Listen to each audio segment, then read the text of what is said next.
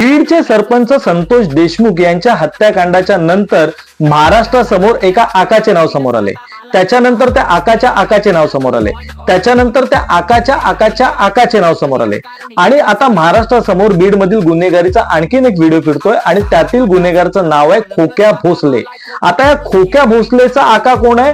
ज्याने संतोष देशमुख यांच्या हत्याकांडातील त्याचा आका या सर्वांची नाव बाहेर काढली. महाराष्ट्रामध्ये एक प्रश्न पडतोय की बीडच्या गुन्हेगारीच्या साखळीमध्ये आपल्या राजकारणाची कविता गुंफून नक्की फायदा कोण उचलू पाहतोय? हा त्याचा आका, हा खोक्या भोसले आणि त्या खोक्या भोसलेचा आका यांना सर्वांना झुंजवून या सर्वांना लढायला लावून नक्की सत्तेची मलाई कोणता बोका खातोय? आलाय खोका माणूस पिराई कोणात लोड ऑर्डर बोमा गुन्हेगारी भरली तरुणात आणि राजकारण याच जोरात गुन्हेगारी भरली तरुणात आणि राजकारण याच जोरात